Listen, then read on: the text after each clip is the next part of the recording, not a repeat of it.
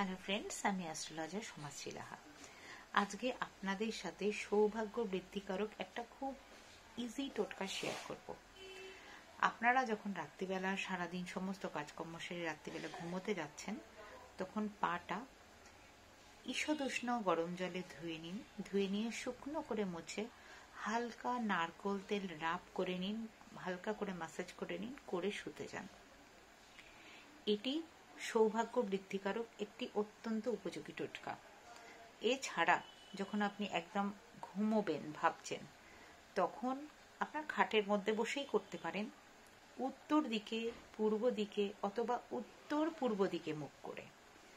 যদি আপনি দীক্ষিত হন তাহলে আপনার গুরুমন্ত্র জপ করুন, যদি আপনি অদীক্ষিত হন তাহলে আপনি যে কোনো শিব মন্ত্র জপ করতে পারেন, সেটা মহামৃত্যুঞ্জয় হোক বা শিব গায়ত্রী মন্ত্র হোক, বা কিছু না জানলে অন্তত ওম নমঃ শিবায় এটা জপ করতে থাকুন কিছুটা সময়, যতক্ষণ আপনি ধৈর্য ধরে করতে পারবেন। করার পর তারপরে ঘুমিয়ে পড়ুন। দেখবেন আপনি সুস্বপ্ন দেখবেন, আপনার জীবনযাত্রা আপনি ভেতরে ভেতরে একটা ভীষণ পজিটিভিটি ফিল করবেন। এটা নিয়ম করে 21 দিন করুন, করার পর দেখবেন অত্যন্ত ভালো রেজাল্ট পাচ্ছেন। তারপরে আপনি আর এটা ছাড়বেন না, আপনি নিজেই কন্টিনিউ করতে চাইবেন। ওকে, ধন্যবাদ, ভালো থাকবেন।